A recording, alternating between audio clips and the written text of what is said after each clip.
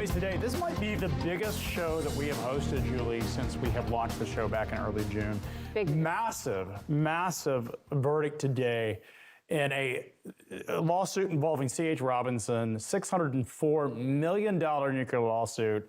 We're going to talk about it. We're going to break it down. We have Cassandra Gaines, who's an attorney, also a safety expert, that's going to talk about what this means for the industry. I think every freight broker is on notice. It's crazy because C.H. Robinson has one of the largest legal budgets of any company in all of logistics.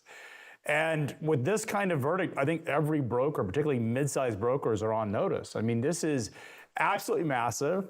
It's going to be something that's going to have absolutely shake the entire industry. We have been told there are over 6,000 lawsuits involving trucking companies currently in the court system somewhere around the country, that are at least a third of these are going to be amended to include freight brokers because of the Montgomery judgment. This is absolutely huge. We're going to get into it. We're going to talk about what this means for C.H. Robinson. Why did the jury feel compelled to put these kinds of damages on the back of C.H. Robinson? What is C.H. Robinson going to do in all of this? And more importantly, what does this mean for the industry? We have a lot to cover. We have in-house guests. We have Paul Svidland. Paul, for those that may not remember, Paul was the CEO of Celadon all the way to the end. He's going to talk all about that. He has been around the industry, largely a turnaround expert, but he's in studio going to give us all of that information. We're going to get into the rail earnings because they have been absolutely printing money. And then we're going to get into a story about last mile delivery with our parcel and air cargo editor. He's going to talk about this housing market shortage. This is a jam day. And, you know, I came in today. We could have just talked about earnings and we would have. We would just talk about earnings. Matt Leffler texted me. He's like, hey, I've got this thing I got to go do. I can't be there. And I was like, well, freight expectations. And I told him, I was like, we'll just have a light day. Not at all. Not a light day. We do not have a light day.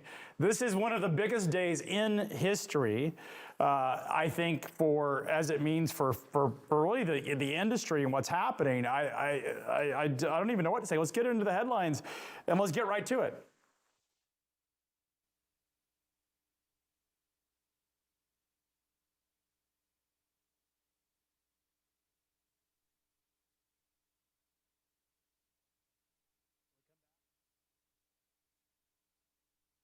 Can you come? So I don't know what happened to the sound. Let's just go to Cassandra. We'll skip headlines this morning.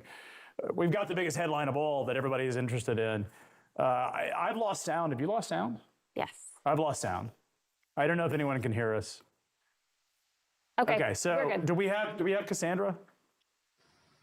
Cassandra, can you hear us? Yes, I can hear you. You're good. All right. We do have sound. We already started. All right, Cassandra. Tell us about this lawsuit, or tell us about this judgment. Craig, I lied to you. I'm trying to compose myself. I told you I'd come on and talk about this judgment, but I do think there's something bigger we need to talk about. Okay. When this judgment came down, it really made me think about how C.H. Robinson has really damaged our industry. And when I read John Kingston's article, so if anybody's wanting to know more details about this big, huge judgment, definitely FreightWaves has the article by John. We're still learning a lot of the details, but it's more of C.H. Robinson's crap. And it's getting old. It's getting old, Craig. And I want to give you some examples. So in John's article, it says, C.H. Robinson said safety is core to how we operate and always have been. We go beyond federal requirements. We apply multiple layers of safety and risk criteria that we continuously reevaluate and strengthen. The shipments we arrive free range overwhelmingly move without incident, and one serious accident claim filed for every 500 million miles driven on our customers' loads. I want to emphasize this because my mouth dropped open when I saw that quote. It needs to stop. We are not going to allow C.H. Robinson to be a victim here. And I'm going to tell you why. You're going to say, why, Cassandra? What's going on? Oh, brokers are getting sued. Shippers are getting sued. Freight forwarders are getting sued. No. I'm going to let you. I got it for you. I'm going to give you some details of what is really going on. and it makes me so mad. I'm trying to compose myself, and you know I love to curse. I'm trying to behave right now. All right, so I'm on 3 other cases against C.H. Robinson, and the facts are terrible. Families killed, and people are very much injured. One of them is Bainey, right? Tractor trailer crosses the median, kills 4 members on Christmas Eve, including an unborn child. The driver later tested positive for drugs, cocaine, meth. And then we've got Coleman. You guys all know, 5-year-old girl named Delilah. Tractor trailer truck crashes in the construction zone. I mean, I've got another one, Travis Lane, standing beside a vehicle, safely stopped on the shoulder of the interstate, struck him. These are C.H. Robinson cases. Now, before you start thinking C.H. Robinson is a victim here, and that I'm going to tell you something that is going to make almost every broker very angry right now, is that C.H. Robinson in these cases, from the facts I see and the evidence I've seen, are doing things that brokers generally do not do. How about the Bainey case? They gave a trucking company that has 1 truck, 900 shipments. There's evidence in the complaint, there's evidence as well, that the C.H. Robinson carrier sales rep told the carrier to shut down and start a new company. 3 days later, they'll give them more shipments. This is the stuff I'm talking about. So they have 1 truck listed. Go ahead. Sorry, I'm going to back off. I want to talk about this case. We can get into the broader story of CH, but I really want to talk about this particular case, because I think our audience wants to hear about why this case in particular has such a big lawsuit and what this likely means. So let's break it down. Truck was on I-20 going in Mississippi, as we understand it. The lawsuit, the judgment was in Dallas County Court. It was on I-20. It was 6 vehicle pileup. Thank you, Julie, helping me today. In Mississippi, driver of the truck dies.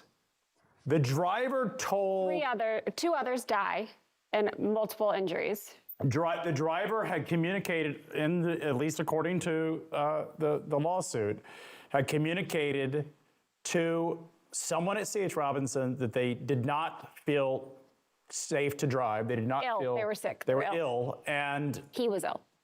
Do you want to go ahead and take it? No, sorry. No, you're fine. Go ahead. Okay. So yeah. So the idea. So he plows into, stops traffic.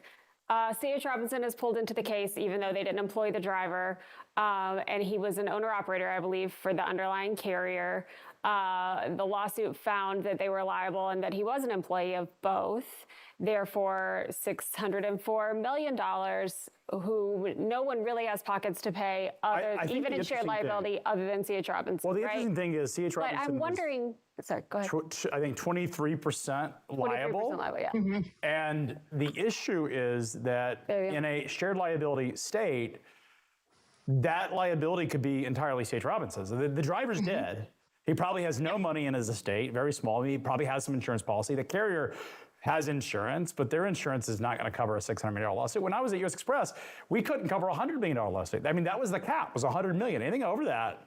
So the fact is that C.H. Robinson, even though they're only partial at fault, as I understand it, Cassandra, means they could eat the entire lawsuit. Yep, the courts would say that you're going to take the entire amounts and then go litigate. That's how it works in general terms, and then go litigate the other against the other defendants and try to get the money back. But the courts generally don't like to see plaintiffs having to fight defendants for their money. The plaintiff can just pick one defendant.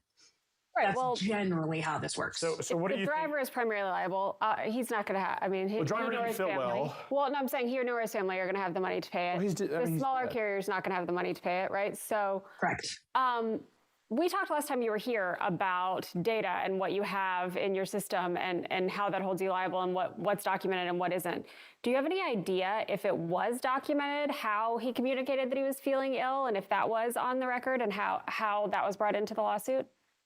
I am still waiting to hear more details on that. I had the same question, Julie, and I imagine from what I've seen in other C.H. Robinson cases that it's probably emails and text messages with the carrier and truck driver. But I'm just assuming here because we don't have all the details yet. Well, but I do know. I think one of the interesting things, we've got the safety record. This is inside of SONAR, a part of our search carriers portal. Satisfactory rating at the time of the accident, as well as right now. This is the motor carrier. I think that's the most interesting thing, because the defense that a lot of brokers have used is we only are going to hire going forward satisfactory drivers or satisfactory carriers. This carrier had a satisfactory safety record and has maintained it since 2014. Driver out of service is 0%. Vehicle out of service, 25%, which is about average, unfortunately. Unsafe driving, 39%. And so the question is, Cassandra, if the carrier was considered satisfactory, and that is what most brokers that I've talked to had been using as a standard in the post-Montgomery world, what does this even mean in terms of how do you underwrite the carrier? Because the way that John Kingston reported this is that the jury found that C.H. Robinson was hiring, effectively employing the driver for the load, and therefore could be, he's essentially an agent of the company, could be held responsible. What is your read on this? Okay, so we have two parts to this. One is, so as an industry standard expert witness, I work with hundreds and hundreds of brokers for the last 15 years. We all brokerages, majority of brokerages know that if a carrier has a satisfactory rating, it could be old, it could be irrelevant. In fact, most say, hey, if they have a satisfactory rating, what did they do to catch the FMCSA's attention to get that rating? So that's what the industry standard is not, hey, they're satisfactory, that's okay, we're going to keep using them. And if you notice, I think on SONAR, it says the rating was like 2014. Is that what it said? So the born-on date of the satisfactory rating is March 18th, my birthday, by the way, 2014. So that was a long time before this accident. And but I'm telling you, majority of brokerages would absolutely not rely on that satisfactory rating. That is not a good defense and not a good position for C.H. Robinson to take here, and not accurate. And that's what I say. Most brokerages should be pretty mad. Well, I mean, that is the government's data. I mean, the argument in the post-Montgomery world, because I've received a lot of shade for being called hyperbolic when we talk about the lawsuits. Well, look, it's not about being right. It's the fact that I work, my family owned one of the largest motor carriers in the country, was sued. I mean, $2.5 billion makes you a massive target. Was sued, dozens of times a month. Most of those lawsuits were innocuous. Sometimes, in cases where we had a fatality, you're talking, 10 a year that were fatal accidents, Julie? I mean, hopefully not. There was enough you got into nuclear lawsuits because you had a massive target on your back. And the first thing you learn going into dispatch school at a large motor carrier is that if a driver tells you that they do not feel comfortable, if they don't feel well, if they don't have the hours of service, under no terms, and there was years ago, there was this Knight Swift post, I think it was a Swift driver, there was a telecom and over his Qualcomm, said he didn't feel well, and the dispatcher was like, please drive. That was a no-no. You would get fired on the spot at US Express if you did that. It wasn't nothing was perfect. Let's just be honest. In these operations where you're dealing with thousands of transactions a day, nothing's perfect. C.H. Robinson's dealing with tens of thousands of transactions a day. It only takes one, as we've seen, only one comment innocuously that gets brought up in discovery. And so much of this stuff, in terms of pre-Montgomery, no one assumed that they were going to ever get called into court because they thought this stuff would be exempt. I mean, this is absolutely, I think every mid-sized broker in the country is on notice. And you've gone after C.H. Robinson, but let's be honest, Cassandra, this is the general sense for a lot of freight brokers across the country. We can talk about C.H. Robinson all day, but I don't think that's the message. Yeah. The message is more about the overall industry and the state of the industry, and particularly freight brokers and what this means for them in a post-Montgomery world. Yeah, and we're not saying that anything that they're doing that creates safety issues is okay, but I think that they're showing up more often because of the size and scale. They just, more freight, they handle a lot more freight than anyone else does. Of course they're going to have more samples. No. I'm telling you, I'm on these other lawsuits, and I guarantee when the facts come out about this lawsuit too, the majority of brokers would be like, no, I wouldn't have done that. Okay, I so wouldn't what have should they given have done 900 shipments to a carrier with one truck. I wouldn't have not vetted a carrier. You guys, the majority of brokers that I'm talking to and that I work with, they go the extra mile. They're taking the extra steps. They are vetting the carriers. It's just that C.H. Robinson took this extreme position where they're just flying fast and loose, and they decided they're going to go against what the industry did. You guys, I know a lot of people, Craig, you said, well, the FMCSA said satisfactory. That should be good enough. But the law and what all the other brokers are, not all, the good majority of brokers are doing is they're looking into all the data and they are doing what is reasonable. And here, C.H. Robinson isn't. The majority know that the satisfactory rating doesn't mean anything. And we know, Craig, you've been in this industry forever. We know that the FMCSA is not going to decide for us what is a safe carrier. Well, they would say, so we've interviewed Derek Bars, and Derek Bars says it's not, ultimately these satisfactory, unsatisfactory are not to be relied upon anyways in terms of making a judgment on safety. They've said that. That's their own words. And the reason that they say that is that they're not doing the vetting itself. They are looking at when a driver has been inspected or when a truck has been inspected, and whether or not at the moment of inspection was that truck or was that driver. Everyone is considered satisfactory until not, or no rating. Once they pass the inspection, they get a satisfactory rating, or they get get unsatisfactory. But that's really a moment in time. It's not really, as you point out, a fully vetted safety profile of a carrier. But the question then comes, what is a broker to do? The broker is to continue to do what they have been doing. I promise you, Craig, they are not flying fast and loose like C.H. Robinson has been. The majority of them are questioning certain situations that are sketchy, like the ones I see in these lawsuits, and they are vetting the carriers reasonably. What does reasonably mean? I pushed out a CAVRA standard. That's the reasonableness standard. I do that from all the hundreds and hundreds of brokers I've worked with, and it tells them, here's what the majority of brokers are doing, sophisticated ones. It is hard work, Craig, and you know this more than anyone, is the FMCSA, they give us a lot of data, and we sift through that data and we learn how to use it as brokers, and that's the value they provide to shippers, by the way, as well, is it's hard to vet a carrier, and when you're doing a good job vetting a carrier and you're being reasonable, you don't have to worry about these lawsuits, but you are right. Every broker needs to be on notice now because of C.H. Robinson. Every broker. You said it in the beginning, too. And remember the comment you said about insurance, too. It took me a little while to catch up on that. The reality, you're correct, because every insurance carrier is going to has to price this risk in. Yes. This is, by the way, according to our records, this is the largest nuclear lawsuit award of a legitimately operating company. There was a lawsuit we covered during COVID that was $900 million, but the carrier did not exist anymore. Right. Didn't even show up in courtroom. Yep. This is the largest currently operating nuclear lawsuit in trucking history. And there are more to put come. a little bit more context to this. The motor carrier has 23 trucks. They were hauling an Arizona beverage load.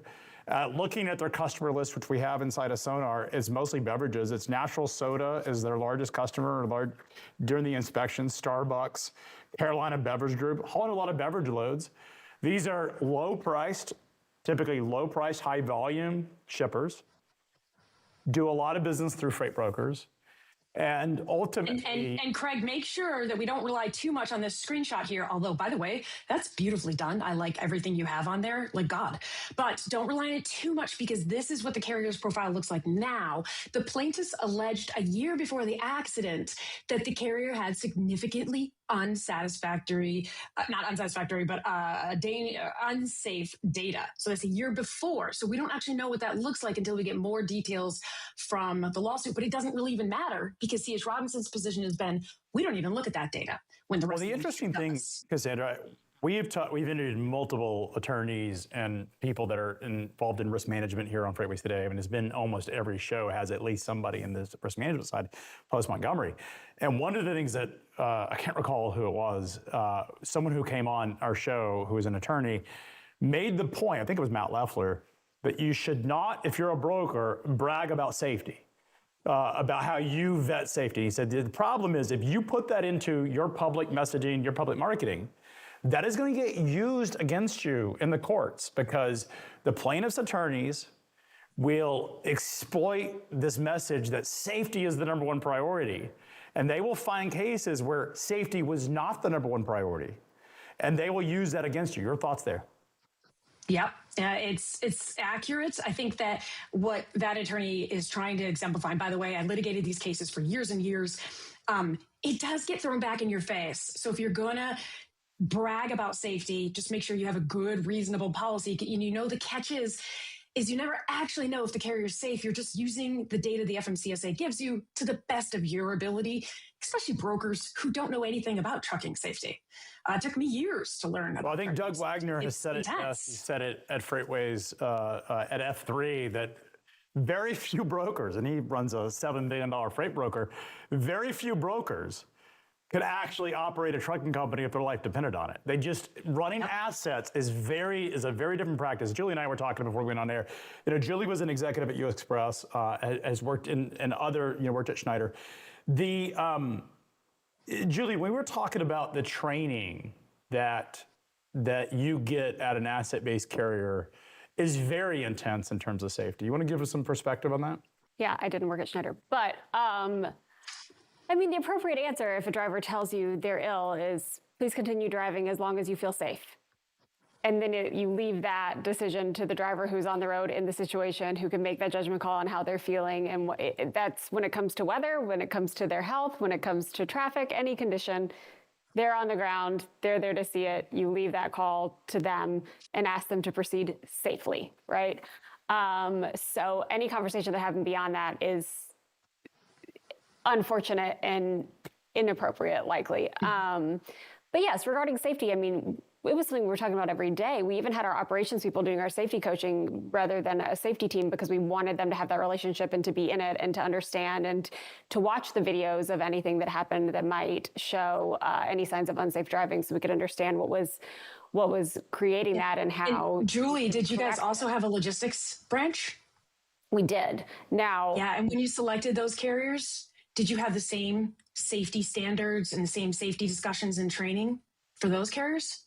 Yes. So very rarely were you speaking to the driver directly. You were working with their dispatcher or whoever the actual carrier was. And I was over carrier compliance. We could have someone on who could give a much better detail on it. It's a leading question, but I was trying to exemplify that's with carriers who have assets and shippers who have assets, and then they have a logistics branch. They actually should be the most concerned right now. Why? Because anything they do on the trucking safety side is going to get thrown, and has been, is going to get thrown in their face. So you're doing all these safety measures and training, and you understand trucking safety, Cassandra Trucking, but then you go and hire Jim Bob from Virginia, and you didn't apply the same standards to anything that his trucking company is doing. You didn't even vet him in the same way. And you know trucking, you know safety. And you knew that this carrier was unsafe because you would have never allowed your trucking company or your drivers to do anything like that. It gets thrown in your face. Asset-based brokers are more at risk because they should know better compared to just a straight broker who has no. Cassandra, I mean, the rule. Isn't that wild? My dad always said, it's not what you did or did not do. It's what you can convince a jury that you should have done or should have known. And that is what every asset-based carrier that of any scale understands, that in a courtroom, it's what the plaintiff's attorneys can convince a jury that they should be absent, and it's a lot of emotion, that they should be angry at you for these things. And so much of the comments in a post-Montgomery world has been this defensiveness about brokers talking about, well, we do all the great vetting, we use the government data. If the government says it's satisfactory, we consider it satisfactory. 30 seconds, what advice do you have for freight brokers that are reading this and are rightfully concerned about what this means for their business? Just be thoughtful and reasonable with how you're selecting your carriers. Look at the safety data. You can go to the COVRA standard, and that's for free. I don't get any benefit from it. It gives you what I testify about is the industry standard. But just know that the lawsuits that are going on, that are the headlines, involve egregious conduct with the broker. Well, I think we're going to hear a lot about this. We've seen lawsuits already amended. There are apparently 6,000 lawsuits, certainly in the court system, somewhere in the United States. I think there's way more to come. That are being amended with brokers were not originally brought into them. They're being amended. At least 30% of those lawsuits at some point involve a broker, because that's just the general sample size of the whole industry. Big story. This is not the last we hear of it, and I imagine we're going to continue to see these lawsuit awards rack up. Cassandra, thank you so much for joining us. We will. We'll be right back. Thank you. We're going to talk about what's happening on the yard with Terminal Industries Chief Product Officer Chris Brumett. Stay with us. The drivers, dispatchers, mechanics, and crews who keep the world moving deserve tools that work as hard as they do.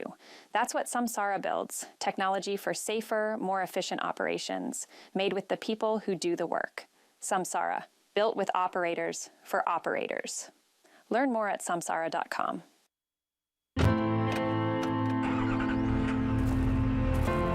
The world doesn't wait, so neither do they. Wheels on the interstate, boots on the site, hands on the shipment. We build for the world out here, and we build it with the people who live it. Ideas from the field, made real by world-class R&D to keep the operation sharp, the front lines safe, and the world moving. From one cab to a global network, billions of miles, trillions of data points, every one making your operation better. And we never build it alone. Samsara, built with operators.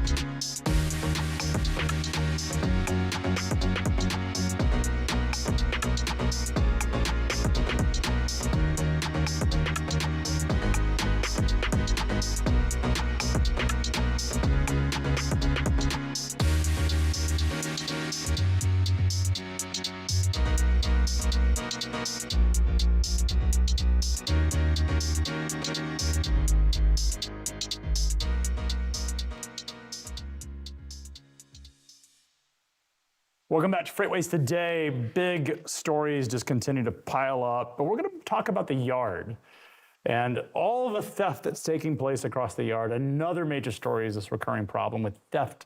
We have the right person to talk about that. We have Chris Brumett. He is the Chief Product Officer at Terminal Industries. Chris, welcome today to FreightWaves Today. Thank you. Looking forward to the conversation. Well, let's talk about cargo theft is a major problem. Billions of dollars is piling up with cargo theft. The yard is the first and last point in all of this because ultimately that's where the majority of theft is taking place. Tell us exactly what it is that you guys are seeing right now in terms of theft. Yeah, no, I think it's a couple of different things. You know, when you think about the yard, you know, there's kind of always been two schools of thought. There's, you know, the majority of the focus has always been around how do you improve operational efficiency. And coming off that last story that you just had around safety, obviously operational efficiency and getting the driver through the process and reducing dwell and improving their hours of service, you know, helps in that safety. But when you think about security, it's always been two schools of thought. There's been an operational side to make my operation more efficient, and then there's been this security side, which is more of a point solution and traditionally looked at how do we leverage cameras, how do we, you know, ensure that our perimeter is secure, how do I identify when things, you know, are happening. And when you look at what's happened to the industry, especially around security over the last, especially, I'll just say the last 2 years, but really the last year, where, I think the FBI came out with a statistic that says, 60%, over 60% of the theft that happens today is impersonation. It's more where it used to be jump the fence with bolt cutters and cut the back of the trailer and throw the boxes over the fence. Now it's more sophisticated crime that really requires digital integration with what the operations understands is happening. And so that's kind of in talking with our customers, whereas typically you would look at these two different systems, one driving operational efficiency and reducing or improving the connection between over the road and the warehouse, and then this other thing called security. Now we're starting to see customers, and when we talk to customers, I would say over 90% of them now are looking for or asking for, how are you guys improving security in addition to the operational efficiency? And so you start seeing this convergence of the two. So is part of the reason why the yard is so exposed and why there is such an issue with security and safety here is that the driver ID checks and all of those vetting measures aren't living within the yard management system, and those who are actually doing that work don't have access to it? Yeah, it's a couple of things. It's layers, really. And so a lot of times, I would say still, a majority of the facilities that we go to and talk to, and the companies that I talk to, you go out to the security shack or the guard shack, the gatehouse, regardless of what it's called, but it's the entrance and exit point. And there's typically a security guard there, and it's typically a manual process, meaning it's a human writing down on a clipboard or a spreadsheet of this driver checked in. I verified the driver's license. They're here for this load, and then there's a separate system which is tied to the operation. And really, there's no need for two different systems. And quite honestly, that's what the bad guys are seeing, is they're seeing these seams and the lack of digitization and taking advantage of that. With a single system, we can not only manage the operational piece, but then also vet the carrier, the driver that's standing in front of you. Is this the person that they say they are on this driver's license? Is this driver's license valid? Are there any outstanding, call it warrants or felonies or other things that could create a potential problem for this particular load? And then being able to tie that individual driver with that operational load, then that starts layering on more, call it sophistication around security or prevention or loss prevention than what two distinct separate systems can do. Because if you look at the traditional security component, it's almost like an afterthought, right? It's we just had this load stolen, so let me go back and look at my footage and see, what was the color of the truck? What was the license plate of the truck? What was the trailer ID? What did the driver look like? Whereas when you start tying that with the operational events, then you can tie that, was this driver and this power unit and this cargo asset tied to this load, and were they all authorized? Think about a digital gate pass. You've been in the transportation for a long time. It's very common to see a paper gate pass. Well, think of digitizing that so that from an operational perspective, you're allowing this, call it asset chain to depart the facility. So it becomes a much more proactive approach versus, two distinctly different systems. Yeah, I am so glad we're talking about this because it's come up over the last couple of weeks with different guests as we talk about fraud and other things. And there's absolutely a disconnect in my experience when I have been on site or when I've been working, managing a yard as a carrier, right? With the guard shack and the rest of the employees, first of all, of the actual shipper, whoever's managing the facility, and then certainly then further removed from the actual carrier or driver. And even, let's say they are verifying that it's the actually appropriate carrier who's showing up with the right MC number and the right driver. Are they leaving with the right load? Yep.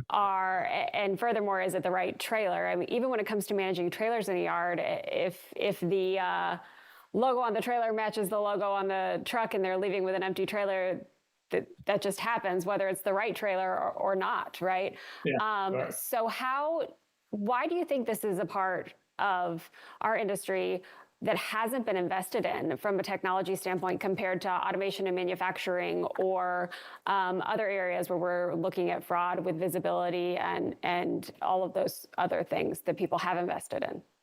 Yeah, no, it's a great question, and I think from our perspective, and quite honestly, it's probably one of the leading factors of why Terminal was created to begin with, is because the founders of Terminal, we saw this gap. And we felt that computer vision, because we leverage computer vision, was kind of that technology that can help close that gap and kind of transform a technology laggard, industry in general. To answer your question specifically and why the lack of investment, I kind of akin it to a couple of different things. One, it's kind of, I like to say it's the Rodney Dangerfield of supply chain solutions, which is it gets no respect, right? And part of the reason why it gets no respect is because sometimes there's no clear owner of who owns this kind of connection point between over the road and the warehouse. And what companies are starting to realize over the last, especially the last several years, and I think the security component of it is even, heightening that awareness, is that if you don't have an effective piece that sits between over the road and just call it the warehouse, the facility, then you're not only jeopardizing productivity on the inside of the facility, you're jeopardizing call it transportation and transportation productivity, but also you're exposing yourself to a security.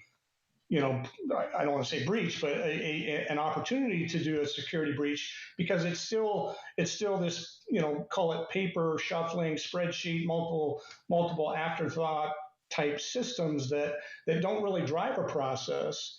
It's more about, oh, I did this thing and now I'm going to update the system, and then it's going to, then if something happens after the fact, I've got record of it, rather than leveraging the system to drive the process and make, the driver's experience, more efficient, leverage assets more efficiently, leverage the labor on the inside of the facility more efficient.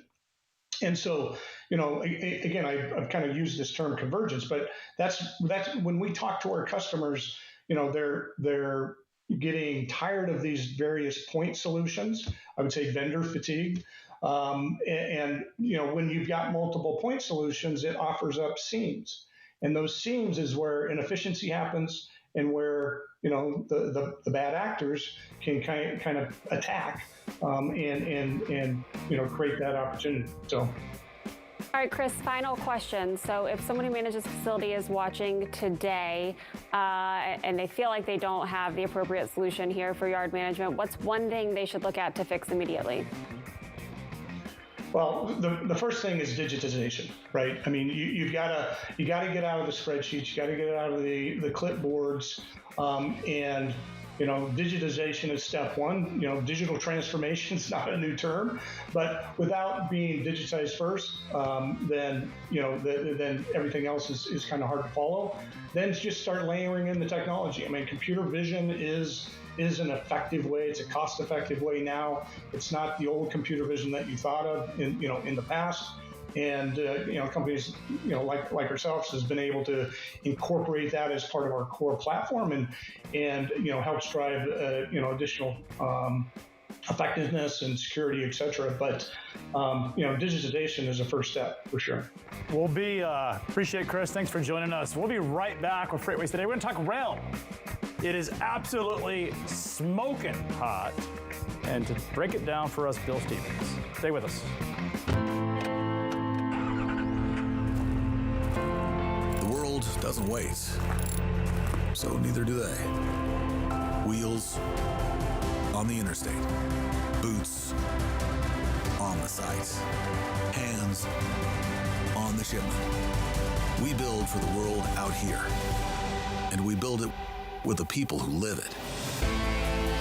Ideas from the field, Made real by world-class R&D to keep the operation sharp, the front lines safe, and the world moving. From one cab to a global network, billions of miles, trillions of data points, every one making your operation better. And we never build it alone. Samsara, built with operators. The super successful people are part of the 1%. They're part of that very, very small percentage. That's why I don't want you to do things that everybody's doing. I want you to do the small things that nobody else is doing. The people that are most successful in this business treat it like it's the only thing that's bringing income into their household. If you do that, then you'll have the same results. These people operate like they have no other chance. They have nothing else going. This is the only breadwinner that they have in play. I'm Adam Wingfield, and this is the FreightWaves Playbook. Become part of the 1%. Sign up for FreightWaves Playbook today.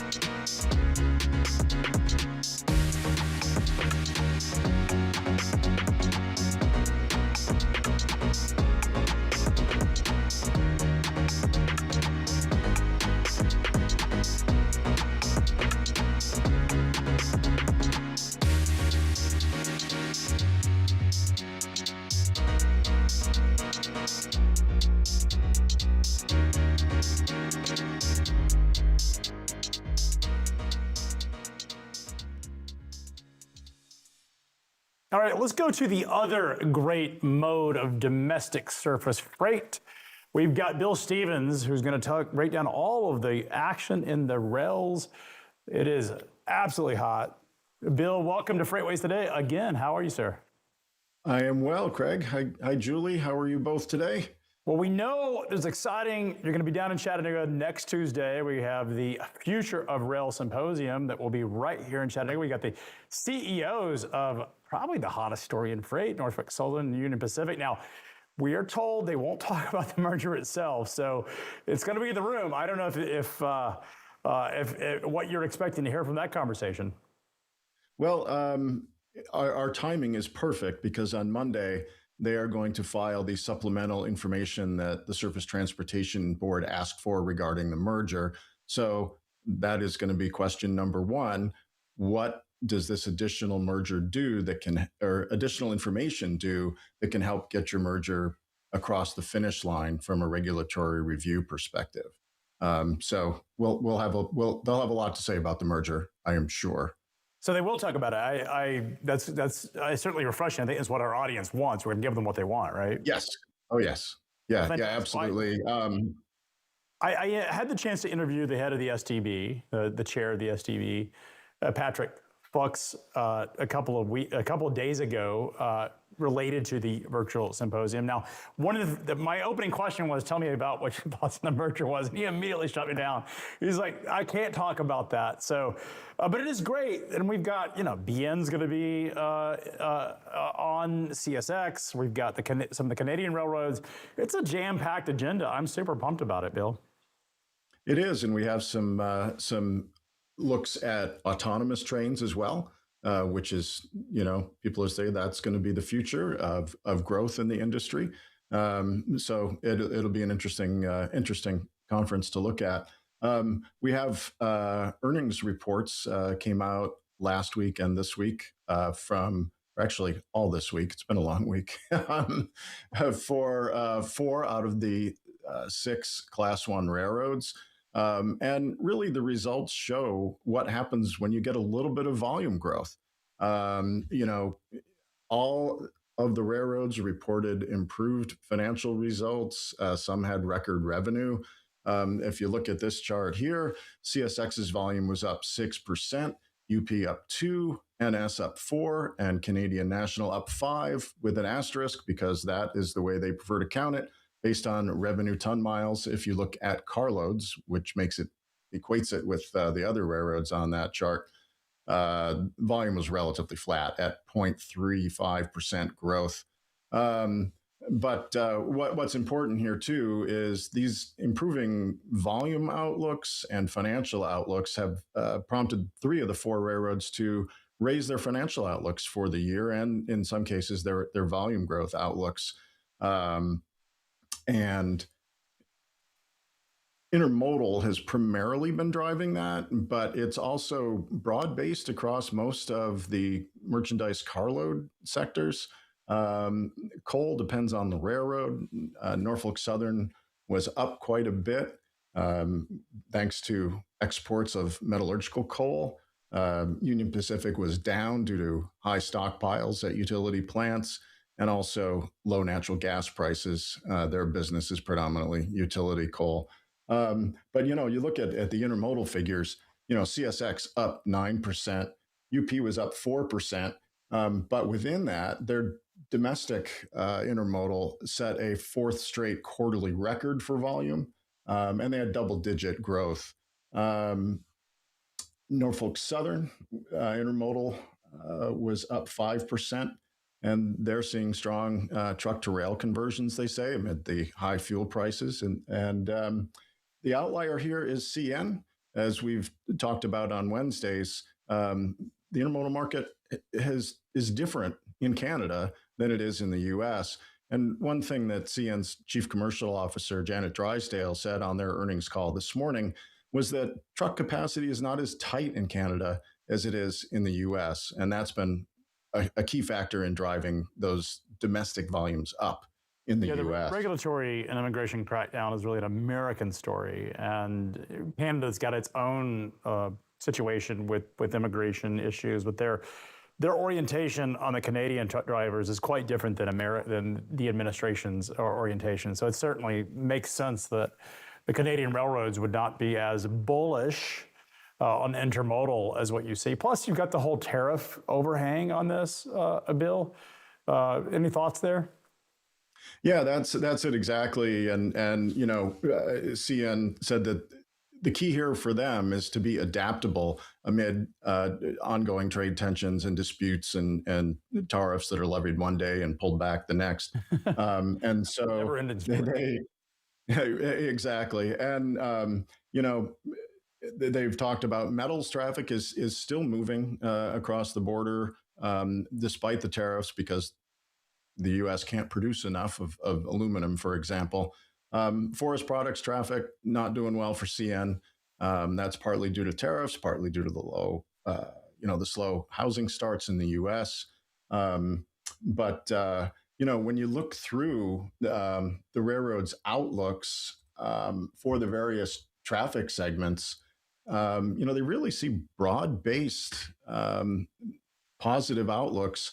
At CSX, the only thing that was really negative was automotive and chemicals, and I think that might have more to do with the chemical plants that CSX serves. Union Pacific, the only negative thing that they had on their second half volume outlook was coal. Everything else they viewed in positive territory. In their carload business, which is industrial products traffic, the ingredients that go into things.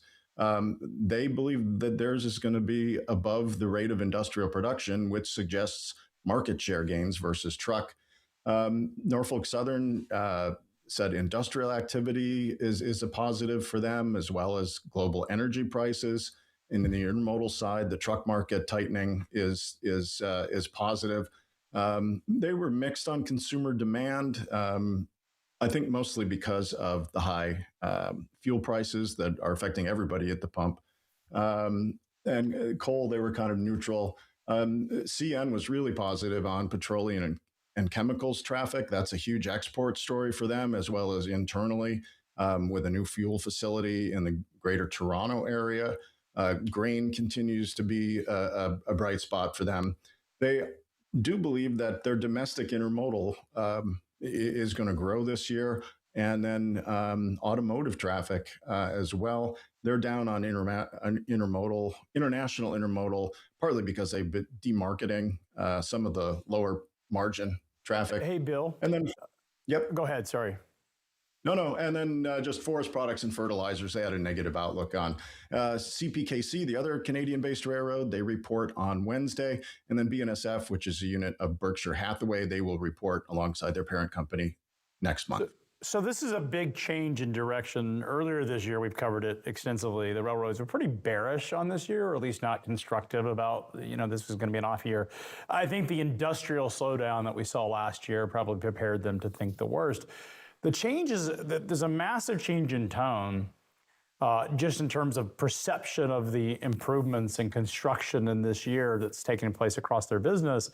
Do they believe this is really driven by higher demand? I know intermodal is a fungible story from a capacity standpoint, but what are they seeing on the demand side, particularly in the economy? Norfolk Southern pointed to industrial development efforts and how new plants and plant expansions are coming online in a variety of sectors across their network. I believe they said it was double what it was last year. It's a similar story at CSX. So they are seeing that industrial economy pick up and gain steam. CSX also pointed to construction around data centers is driving some of their construction-related traffic increases as well. Union Pacific had similar things to say about the industrial economy and manufacturing. So I think they were cautious earlier on this year because of the length of the freight recession and saying, we see the turnaround, next year or the second half of the year, and then it just not playing out. The industrial economy was a dog last year. We see it in the freight data. It just was absolutely anemic, but it has come back since November, and that's certainly given everyone. But I think, like many of the trucking companies in the first quarter, when there was earnings reports, as they were constructive but still cautious. I mean, as we like to say in freight, nobody gets credit when you're a public company for being wrong.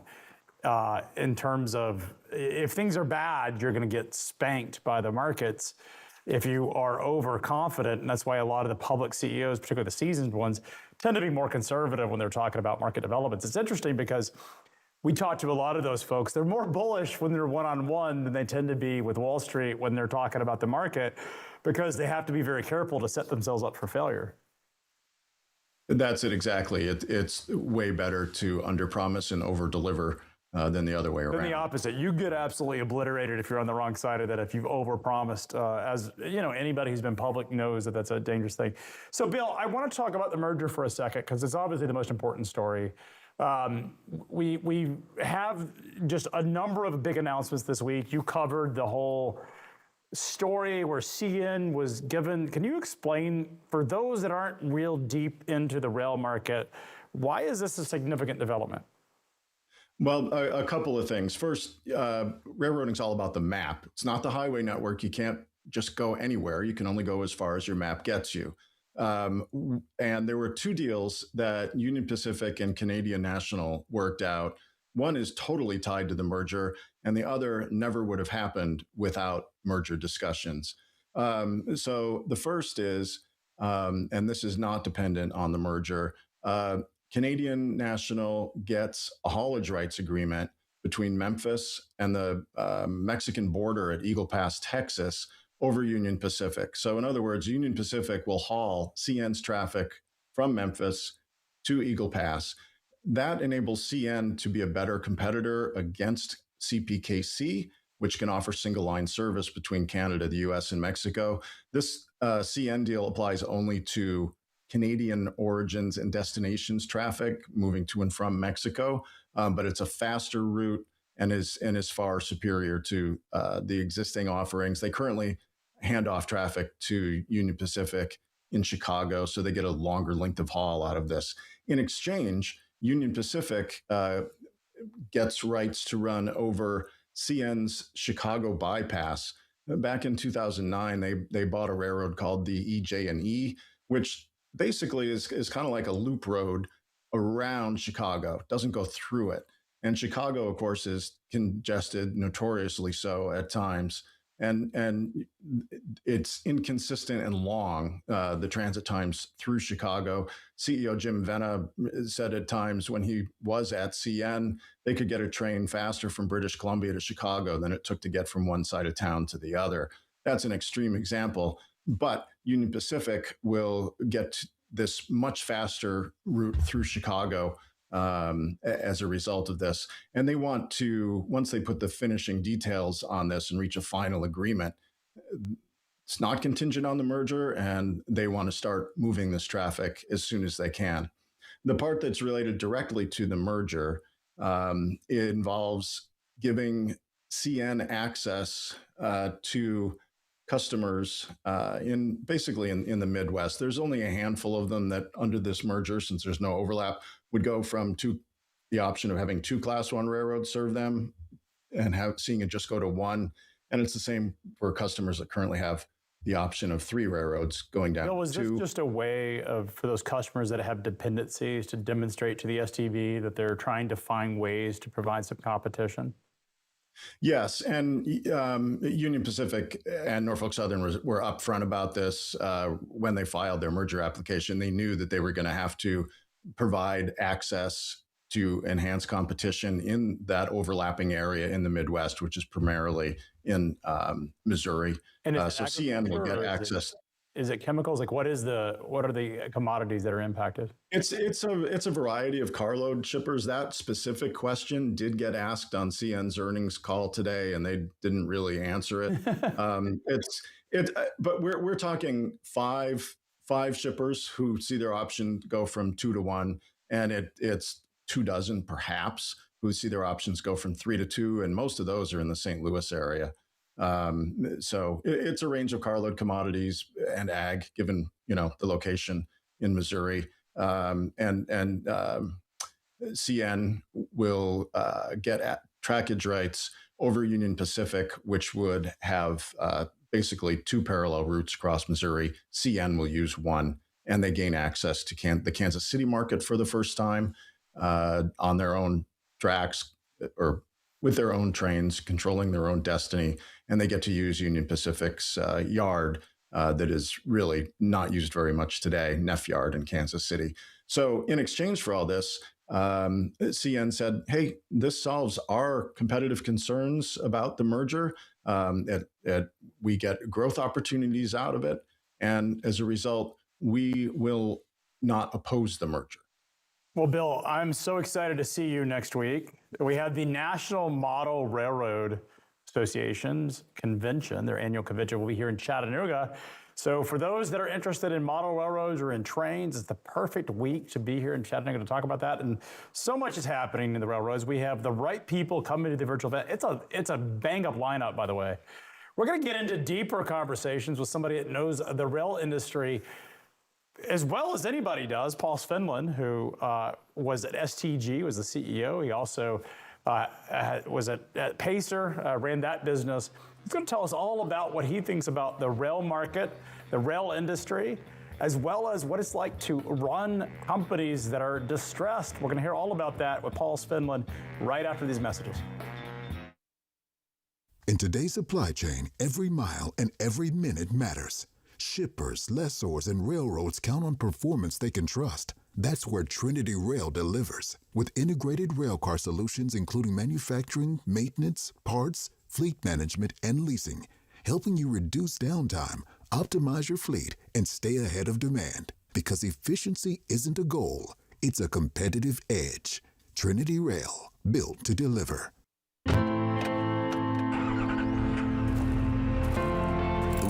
Doesn't wait, so neither do they. Wheels on the interstate, boots on the site, hands on the the shipment. We build for the world out here, and we build it with the people who live it.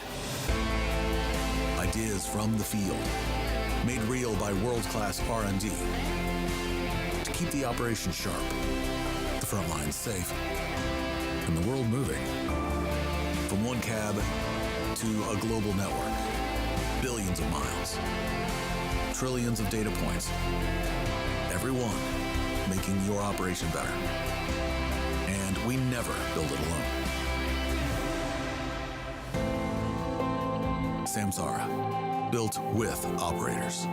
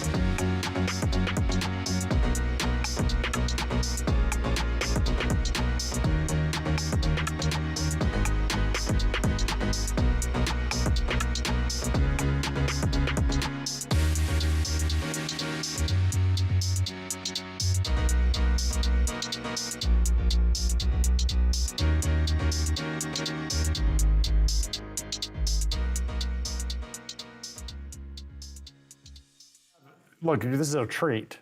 Paul Svidland is a turnaround expert. He has been involved in so many different businesses across the industry, across all modes. He, for our audience, may know him either as the CEO of Pacer, the CEO of STG, the CEO of Celadon, and now the CEO of Mallory Alexander. Paul, welcome to FreightWaves Today. Thank you for having me. Good to see you again. Nice to meet you, Julie. Thank you. Thanks for coming into the studio. You're also, I should also mention, you're on the board of Ford Air, which is always a favorite of my top subject here at FreightWaves Today. Yes, I am. Yes, I am. I think it's one of the more interesting stories in freight is Ford Air. I still think it's a gem that is underappreciated, particularly the airport-to-airport business. We'll get into that in a second. But our audience probably knows you most from FreightWaves, the Celadon. You were the CEO at the end. And I hate to define you as that, but I know that you were not happy with our coverage. I was not happy with you for a while. The reality was we had to file for bankruptcy. You got the story beforehand, before us filing, and you did your job. Your job is to validate it and get confirmation that it was correct. You got an inside source that did that for you. But you announced it before we were ready to go. And so as CEO, we had a game plan. I was going to come in on a Sunday. We were going to communicate to all the fuel card carriers and all the people involved that we were going to file for bankruptcy the following Monday. And we had a plan, get everybody back home, be safe. It's the winter time, right? This is December of 2019, right? So you're going into holiday season and it's cold. And so our expectation, we had a game plan to get all the drivers back and take care of everyone. But the reality is you broke the story Friday night. Again, rightfully so, that you're just doing your job, so I totally appreciate that. But it kind of threw a little bit of wrench into everything because we got the fuel cards got shut off. And so there's a little bit of chaos for, call it 36 hours. But ultimately, we got through it all. You think we did a disservice to the drivers out there? In hindsight, yeah. It wasn't, yeah, the drivers were affected, but ultimately we got through it. And again, you validated that it was the truth, and so you did your job. I don't mean it in any disrespectful way. What was it like? Because I remember it was a Friday night. It was like 11 o'clock at night when the story hit. And walk us through that weekend. You've got this company that's been distressed for, predated you. There was accounting irregularities. were documented by the SEC. There were multiple lawsuits. Lenders got very nervous and stopped lending money. Everything was sort of chaotic. But the last couple of days, what was it like? That story hits, drivers are out on the road, fuel cards get cut off. What was that like inside the business? Yeah, so again, the last week we had exhausted every single option. Again, we were doing everything we could, talking to anybody who could potentially fund us to keep us afloat. But at the end of the day, we had no alternative but to file for bankruptcy. And it was basically like a Chapter 7, but they call it a liquidating 11. So they kind of kept the entity running. But at the end of the day, we're liquidating because we had a lot more asset value than we actually had of a loan, right? And so from a lender's perspective, the right thing to do is to go get their money back, right? So we had a game plan of how we're going to wind it down. And again, I lived in Wilmington, Delaware at the time. I would fly into Indianapolis every Monday and leave on Friday. And so I came in on Sunday to meet with the team to prepare and talk about what we're going to do then once we file for bankruptcy. And we had the whole entire team in a conference room there. Steve Russell's conference room. He had the bed of a truck as a conference room table. We had like 20 of the management team around the table. And I'm not gonna lie to you. I mean, it was the first and probably the only time my professional career I literally actually cried, because I felt I let everybody down, right? I mean, we had a business that was performing pretty well from an operational perspective. There was just too much of a balance sheet issue, as well as just the overhang from the SEC and DOJ lawsuits that ultimately we couldn't overcome. And so again, I was the CEO and I take full responsibility, and it was a very, very painful day. And the team did everything they could to keep us afloat, but ultimately we couldn't continue to run. I mean, at the end of the business, you guys had quite impressive metrics. I mean, we're coming in the freight recession in 2019. We were recovering, but the issue comes back to for as far as I can see, there was some significant overhang on the business with these investigations. Yep. Lenders get very nervous. Yep. And ultimately, that's once you have investigations that you don't know what the potential liabilities are. Correct. Combined with the overhang of just the noise around it, makes lenders very nervous, and it made it hard for you guys to go restructure that. Is that the ultimate sort of outcome of that business? Yeah, and if you kind of rewind the tapes on it, at the end of the day, we sold off assets. So we sold off an A&S division, we sold off Celadon Logistics, and so we sold off assets to pay down the debt. And so we were making the right strides and doing the right things from a business perspective to keep that mean Celadon trucking business afloat and alive. But again, to your point, ultimately, the additional cost. So we're on the hook to pay for the defense for the officers, right? And so we had run through the D&O insurance. So we are cashing out roughly $1 million a month to defend them. And again, if you're a lender, it's like, why do you want to see your money going to defending them when? And you also don't know what the fines are. Yeah, and again, it just got to be too much at the end of the day. What would have been the plan had you gotten a second life, had found a lender that had come in? What do you think would have been the sort of operating environment? Do you think was it too far gone by the time you got there, or do you think there was an opportunity to save the business? Well, I think in hindsight, I'm not sure if we would have made it through that COVID dip, right? Because I mean, COVID had a lot of upside, but the reality, COVID happened, started like in February of 2020, right? And then it dipped pretty substantially. So there was volumes were down for probably 4 or 5 months before they kind of kicked back up in July.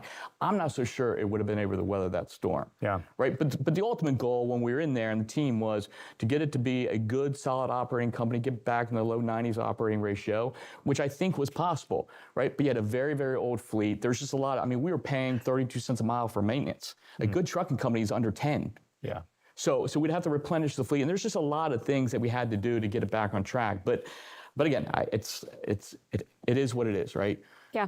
Again, very, very disappointing. Rest in peace. I'm sorry that we made your life difficult. Look, we've all moved on. And frankly, appreciate you coming in, first of all. Yeah. I know you had strong opinions. The other thing that I would say is, I think for the drivers that were stranded, and I remember that weekend, we were getting phone calls. It was we had a show on Sirius XM, drivers were calling in, and I think that's the sort of underlying story is that there was just absolute chaos, and I think that's the unfortunate reality is these things do take on a life of their own. Yeah, and again, so I had a corner office on the first floor, and so all the newscasters and everything were outside my office with their cameras on, looking at me in the office, and I felt like I was taking bullets, which again, rightfully so, but the whole story wasn't understood, right? Because we had a game plan. And you again, also have to be careful. I mean, covering public companies that are going in any situation is difficult, and it's oftentimes hard. You don't know how to respond to the moment or what to respond, and those things take time. Yeah, hate it for you and all those who are involved. For some of the rest of us who were in the industry at that time, it did open a good opportunity for us. We were able to recruit. We sent people immediately. We were able to recruit some good drivers. We were able to recruit some good talent, and then certainly we were able to rescue some customers to Freight as well. Look, it's a brutal. This industry is brutal. It is. And every company is ultimately a vulture. Like, I mean, I remember, I'm sure you know it painfully, is that the moment the word's out there about the company's financial situation, U.S. Express, Swift, every company, CFI, they're all calling to get those drivers. I mean, but that's the way it works. You guys we were literally picking them up. We're like, we'll get you home. Like, we'll pick you up wherever you are. And did you guys pick up some drivers that way? Yes. But that's the thing about this, and again, the hard part for me is we had. That wasn't about being a vulture. That was literally drivers. No, needed to get home. That was very. And that was the market. That's the market, and that's how it works. But for me, we had great drivers, right? And we had great employees. We had great dispatchers. We had great driver managers. We actually got some great talent. There's a ton of great talent, and like the disappointing part for me is it seems like the drivers will always kind of bounce back and they'll get picked up by another carrier. But you had a lot of talent there in Indianapolis, right? The office and hopefully and ideally most of them landed somewhere else because again they were good people. They knew what they were doing. They did a great job. Yeah. That is the unfortunate. There, you had people. I remember when there was an employee list that was sent out post transaction, and there was thousands of people that were stranded, thousands of jobs that were eliminated in that process. And you looked at the tenure. I remember the sheet, and it had 10, 20 years of employment. Oh, it was insane. There was a culture there. Steve Russell and John Russell's son, I mean, who was very involved at the end there too. They just built a great culture. I mean, people loved working there. So what is the takeaway from something? I mean, every one of these businesses that you've been involved in, by the way, you're the guy that comes in to fix the business. You're not the one that is responsible to get them there, but usually you're brought in. I appreciate that, but I'm not always successful. But that's okay, because the odds are stacked against you. We were talking last night about the fact that a 30% outcome is more favorable than oftentimes a situation that you're dealt with. It's a 1 in 10 or maybe a 1 in 100 shot. First of all, why do you do that to yourself? Well, it's funny you ask. So I joined Alex Partners back in 2006, and so I went to Alex Partners. Alex Partners is a global restructuring firm, management consulting firm. So I went there, joined them in 2006 to basically run their transportation practice. And when my thought was, when I say run their transportation practice, I thought I would help carriers like just do things to improve their overall financial performance, right? And so before that, I was at a company called ICG Commerce, which ultimately got acquired by Accenture. ICG Commerce, all I did and my team did, all we did is source freight. So when you send out billions and billions and billions of dollars of RFPs, you start to understand carriers and how they respond and how they think about it. And so my whole thought was to take that understanding and go to Alex Partners and help build out a transportation practice to help carriers be better at responding to bids and managing their business and margin management, all that kind of good stuff. Then 2008 happened. So in 2008, I was in the oil patch merging 4 expedited trucking companies that cater to the oil and gas sector. I was like basically the chief integration officer, put these 4 companies together. And then if you think about it, there was the great crash, great financial crisis. And so in 2009, we called it the Valentine's Day Massacre. So what was happening, our volumes were through the roof. Everybody's like, oh, things are great. We were bringing all the freight back and all the equipment back from the Gulf and also the Permian Basin and everything back to storage. And then from there, it just crashed. From that point forward, my career went from being like involved in like the transportation sector and helping companies be successful to really being that kind of turnaround restructuring guy in the freight sector. And it all started in Valentine's Day of 2009. So since then, I've been involved in these kind of deals, right, where there's some distress or some complications to the business, maybe over lever, whatever it might be. And that's honestly how I got involved with it. But that was not my intention at all. So you didn't set out to do I did not restructuring, but I didn't know. You get the phone call when a large, because these are large businesses, they're yeah. not small businesses, they're not typically, there's some institutional capital for the most part behind them. There's some problem with the business. You get brought in, you were at Pacer, you helped sell that business, you were at STG, who we've covered extensively on the show. Tell us a little bit about when you go into these businesses that you're being brought in, what is it that you're asking the questions and what's the formula for a turnaround? Yeah, again, each situation has different dynamics, but the reality is a lot of times if the company has a lot of debt on the business, I mean, what are the covenant issues that you need to make sure that you do not clip or so-called bust a covenant? And so you take the industry matrix, right, the KPIs, and you say, okay, these are like the industry standards, and this company is doing it way up here. So what do you need to do to get the company from these levels down to the industry standards?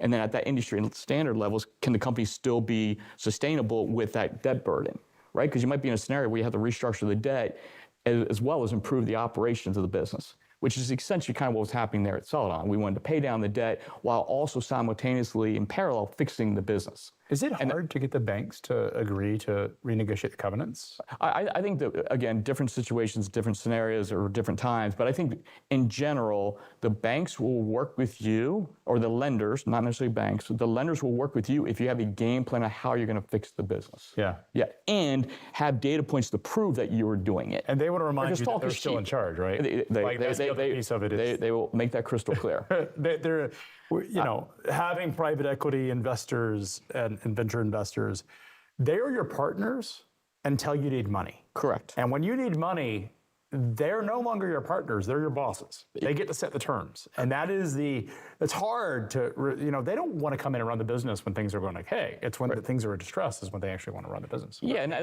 that's like I said, I mean, we had a call with the banks like every single week. And I mean, you talk about having tough skin, because I mean, they make you feel like you're the stupidest guy in the world. And so you just got to take it, right? And you just got to have conviction that you're doing all the right things to improve the business. And like I said, at Celadon, from an operational perspective, we're not Knight Swift or JB Hunt, but we were doing pretty darn good. You guys had I remember back in the 90s, US Express, it was US Express, CFI, Transport America, Celadon. Yep. So Celadon and CFI owned I-35.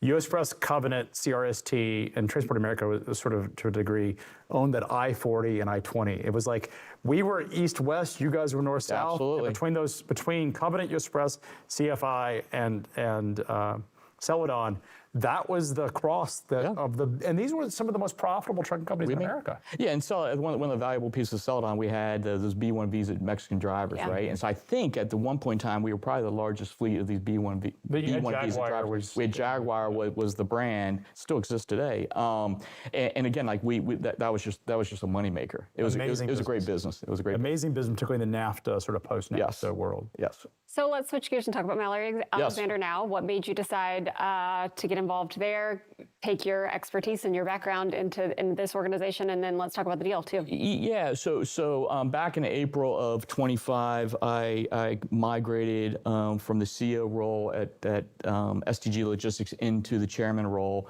and so it gave me some time to look and do some other things. And so I had the opportunity to team up with Rich Bolt, who was the former CEO of BDP International. So BDP International is now owned by Port of Singapore Authority, so it's called PSA BDP. It was owned by Greenbrier. Rich Bolt was the CEO, and Carmen Drace was the Chief Transportation Officer. So the three of us were able to team up and develop a company called Copilot Global Logistics Holdings. And so we teamed up with Endeavor Capital Management out of LA. They provided the capital. We provided the management team. And so we went and acquired Mallory Alexander, a 100-plus-year-old company based in Memphis, Tennessee. We had looked at them. I was on the board of BDP International with Rich Bolt. We had looked at them when we were owned by Greenbrier back in, I think it was 2020 timeframe. And it was just a great business, right? And good people, great business, good culture. And so, Carmen Drace ended up working at, going to Mallory to work once he left BDP, PSA BDP. And so him and I got together one morning and having breakfast, and he seemed so happy. I mean, this is the guy who's kind of a big cranky guy. He seemed happier than I've ever seen him. I'm like, why are you so happy? He's like, this is a great business. There's a lot of things that can be done with it. I'm like, I think we should figure out how to buy it. And so him and I got together. We went down to Rich Bolt, who lived in Stone Harbor, and we said, "Hey, Rich, we think we want to go buy Mallory Alexander." And he's like, "Okay, what do you need how much money do you need from me?" And we're like, "We don't need any money from you. We just need you to call Neely Mallory and see if you can get him to give us exclusivity to buy the company." And he did. And we used Republic Partners, our little investment banker, to put together a SIM. And the SIM basically said, Copilot Global Logistics is going to acquire Mallory Alexander. Endeavor ended up winning that kind of bid process, the bid process. And then Rich is the chairman, I'm the CEO, and Carmen is the president COO. And the expectation, the goal is to build a global freight forwarding platform. Our thesis is you got the DSVs, the Kuehne+Nagels, the DHLs, all those big boys, which are great companies, but the reality is they focus on Fortune 500 companies. We wanted to build a company that really caters to that middle market. Okay. Right, so an ideal customer for us is you got several thousand TUs of ocean freight, you got some air freight, you might have some warehouse requirements like at some of the key ports, and so we will come in, we'll do your air, your ocean, your custom house brokerage, and then provide that local distribution or warehousing services at a key port. That would be ideal for us. And so for me, like when we got their top 25 customers, I'm not gonna lie to you, I recognize 2 or 3 of them because they're big companies, but the rest are smaller companies I'd never heard of. To me, that was brilliant. Isn't that great? That was exciting. You start your business bidding on freight. You know how these big companies just take advantage of those opportunities. Right. So again, we are real excited, and I mean, we've looked at 40 companies as far as acquiring. We haven't found anything yet. I don't have anything under LOI, but ultimately, we will find the right acquisitions and we'll grow the business. I got to ask: would you describe Mallory Alexander as a turnaround, or is this a? No. It's this is a different playbook. I put that chapter of my life. I closed that chapter of my life and started a new chapter. Okay. Hopefully, it won't become a turnaround, right? But no, I think the expectation again. I have a tremendous amount of respect for Rich Bolt and Carmen Gerace. I've known them both for like 25, 30 years, and so I felt like here's a way to team up with guys I know and respect. And we can go build a company together, right? And so it was a very, very healthy company. It is not a distressed situation at all, and I hope it never becomes a distress. So I have to ask, what is it like going from highly distressed assets and dealing with just bankruptcy potentials, talking to bankruptcy attorneys, dealing with creditors that are screaming at you? You can't make the investments that you want to make, to a situation where you don't have that. You have a nice, stable, healthy business that's got a great opportunity and great upside. As CEO, what's that mind shift? What's it like? Yeah, I mean, look, when you're like in a real distressed situation, like literally a sell-it-on, I mean, I would sit down with the treasurer at the time, Catherine Waters, who's now at Western Express as a CFO, a great individual, and like we literally would go through and figure out what are we going to pay from an AP perspective. You got to take care of payroll, you got to take care of the drivers. So it's like every day you're walking through and looking at this stuff, and I'm not gonna lie to you, part of that's exhilarating, right? Because it's like you got to make tough decisions, right? And you just have to go with your gut, all right? And so that part is kind of exciting. But like where I am now, the exciting part is about growing the business and doing the acquisitions, right? And seeing the margin improvement with all the things that you're doing, that you're driving, like with AI and stuff like that. So again, I didn't start my career. I've always been in transportation logistics, right? I went to Syracuse University. I studied what they call transportation distribution management. That was my major. I think now it would be called supply chain or logistics. My first internship, I worked at Svidland in Singapore. So I've always been in the freight industry. I've always loved the freight industry. And I always saw myself as being like someone who wants to grow and expand successful businesses. It was just by default I became that restructuring guy, right? Because when you're an AlixPartners junior partner, you get paid by bringing business in, and so if that business is distressed, and Alix has a great distressed team, right? So you team up with them, and that's how you grow and not a lot do of things. People figure out you're good at it, and then you. Well, yeah. Well, get my track record. I'm not so sure you say I was good at it, but I mean, you do the best you can with what you have. I mean, right, and that's like my whole thing. Just don't be afraid, right? You just give it your best, and you got to make tough decisions. You got to make tough decisions. Oftentimes is the most difficult part. Correct. Like these businesses are required, and you're now the guy that creates a lot of resentment because you're changing people's lives. Right. But unfortunately, these businesses in order to survive, they have to go through this process. That's right. And again, and unfortunately, you have to take out labor costs, right? I mean, and my philosophy has always been the labor is the last thing you address. Is there, what else can you do to take costs out of the business? Like, for example, if you have a network that has a bunch of leases and some leases are underutilized, shut them down, sell them, get out of them, or sublet them, something. But always go through everything with the labor people part being the very last part that you go after to take cost out. So you and I got the opportunity to go to Pallet invited us down to Miami. It was a great weekend. Yes. It's first time we'd spent time together since our worlds had converged in 2019. AI is obviously important to you guys. You've implementing Pallet. What is the goal with there?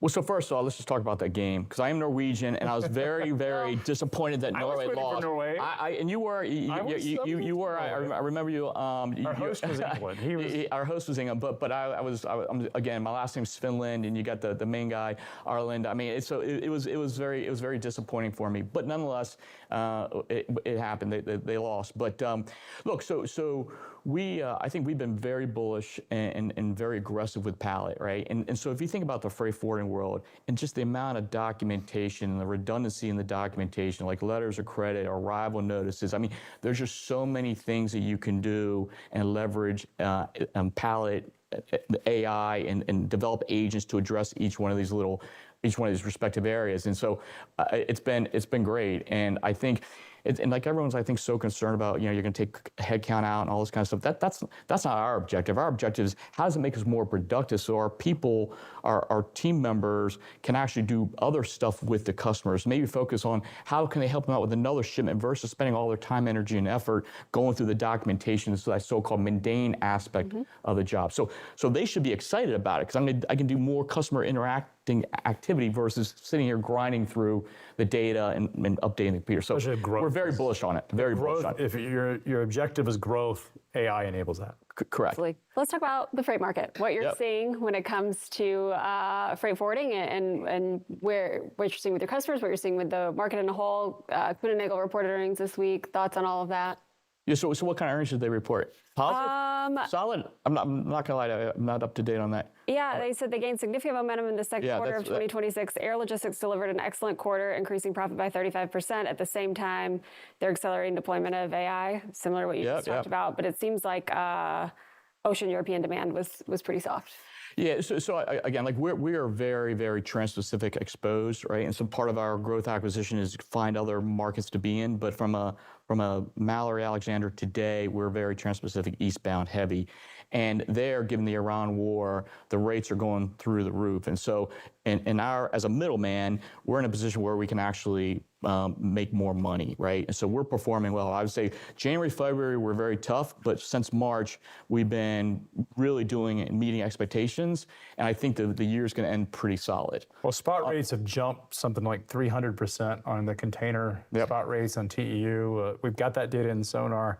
Probably reflecting what you guys are seeing. Yeah, and again, I'm not sure it's sustainable, though. I think it's really driven by the Iran war. And I think, if you go back, take a step back and look at the macro sense, we have a tremendous amount of ship capacity entering the market here. And these ships that are being built, these mega ships, these 15, 20,000 TEU vessels, they're really made for two trades: Asia, USA, and Asia, Europe, right? And so they have to be deployed somewhere. And so I feel like these rates at the levels they are today, I don't believe that that's sustainable. They will come back down. How are the ocean carriers actually able to do that? Ultimately, they've been, slow sailing, blink sailing. Yeah. Like, what is the and they are far more strategic in calculating about how they make money now. But at a certain point in time, there's only so much of those levers you can pull. The capacity is there, right? So you can also mothball and take ships out of the market, right? But given the average age of the ships, there's not going to be that much of that. So net, you're going to have additional capacity entering the market. It's interesting. We've covered the massive market share that the ocean container vessels have. The top 10 carriers have something like 90% market share. Yep. As a trucker, or someone who spent some time in trucker, that gives them massive market share. Gives them massive market power. What is it like in terms of dealing with companies that have such market power and still knowing that you need them as providers? Yeah, but it's not like they're like the railroads, like a FedEx, UPS. There's still enough competitiveness, because let's just say there's 10 big boys that really make up the lion's share of the capacity. And so they're competitive enough with each other that you still feel good about that. You can negotiate rates. So I think there's still a good, solid, competitive environment. Because there's 10 of them. Because there are at least, again, you got MSC, you got Maersk. I mean, you have enough that creates competition. So I still believe that level of competitiveness, given the level and number of carriers, still creates enough market dynamics. And the railroads, as you mentioned, I mean, we've covered it just a few minutes ago, in fact, talking about what happened with CN, was given some of the rail access, rail lanes. Thoughts on this merger? I am. So first, I'm a huge fan of Jim Vena, so I'm biased, right? Him and Kenny Rocker, again, my exposure is a lot more on the intermodal side, given my former experience with STG. But I think, to me, I think it makes a ton of sense, right? And because think about it, as you're talking about, like with the C.H. Robinson and all these different lawsuits, anything we can do to take capacity off the roads and put it on the railroads, that makes our country safer for everybody. Right? As much as you can take off the highways and put on the railroad is a good thing. So I think that they communicated that they're going to do 1.2 million loads taken from the roads and put it on the railroad. I think that's a great thing, and I think that's a good thing for everybody. And I believe everyone's like, oh, the competitiveness on the intermodal side, they're competing against truck rates. So that's what keeps them in check, right? And I got to believe on the commodity side of things, there has to be some sort of index or something you can do to keep that in check as well. So I'm a huge fan of it, because again, to be able to have that seamless from let's say LA to New York, or LA to Baltimore, or LA to the East Coast, that's a big deal. It's a huge, I love your index idea. It seems like an idea. To follow up on. There's a way we can keep everybody in check and keep everybody out. We should follow up that on Tuesday when when the folks are in town for our virtual Future of Rail Symposium. I've got to ask before we go, and I know Julie's dying to get a question in here. Forward Air. It's one of my favorite topics. Of course, I started my career in airport to airport. Forward Air's had a lot of noise around it. You joined after the Omni merger. Any thoughts on sort of Forward Air, the business, how it's doing? Look, so obviously it's publicly traded. I'm on the board, so I got to be sensitive in what I say and what I do. But the one thing I would say is Sean Stewart, who's the current CEO, and Jamie Pearson, the current CFO, you cannot have a better 1-2 combination for this environment. Like, I'm very, very supportive of what they're doing and their strategy and how we're going about things. Again, all public knowledge, we're selling the intermodal business. We're divesting the pieces that don't make sense for the overall business, the overall strategy. And I feel like these guys are executing, right? We took care of that one large customer that we had, again, all public knowledge. Getting that behind us, I feel like the future looks strong, right? And again, with their leadership, I feel very, very good about where it's going to go. I've made the case that Amazon should buy it to build out their expedite LTL business. I think as they only have something like 30 terminals and they want to be in the LTL business. Forward Air has 85 last count. It's a very special and very unique business. You're 100% right. I mean, it's all scheduled airport to airport. It operates more like an airline than it operates like a traditional LTL company. Yep, I make the case. No, and I don't think people appreciate that, because I think it just gets categorized as an LTL carrier. Frankly, right? I don't even think, it was years ago when we first started reporting on the sector, and even some of our reporters, it took a while to explain what makes Forward Air so special. I actually think the mistake, I will say it, of former management was the story got so confusing as a public company. You have intermodal, you have this LTL, you're taking in some bulk LTL business, and then you do the Omni thing. Even before Omni, it was a very confusing story. I remember reporting on it years ago, and it was just this no one really understood it. When it was a pure play, airport to airport, with the container freight stations to serve the airlines, it was a real clean story. It probably shouldn't have been a public company because there's no growth there.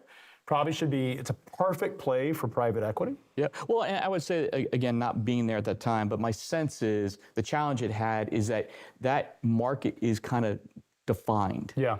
So if you're public trade, you need to grow. Yeah. Right? And so what other avenues can you go after to grow and expand the business? Because that segment of the business, you have a lot of market share. Yeah. So you're not going to expand that part. So where else do you go and expand? And so I think they went after the dray businesses because, it seems like there's some potential overlap and some connectivity to it, right? And so they're buying drayage companies, and those drayage companies were performing well.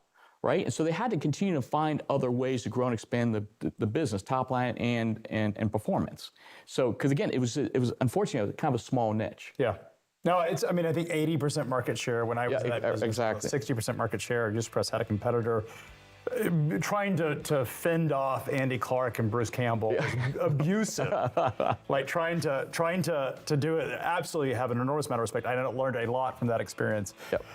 Fascinating story. We're going to continue to cover it. I'm rooting for Amazon to come in and buy it. I think it would be an amazing outcome for No comment. everybody. So he can't comment. I can. That's the freedom of being having the First Amendment here at FreightWaves today. We'll be right back with some messages. We're going to talk about last mile here in a second because we have the person reporting, Eric Kulisch, who's talking about the challenges of the housing market, what it means for last mile. Stay with us.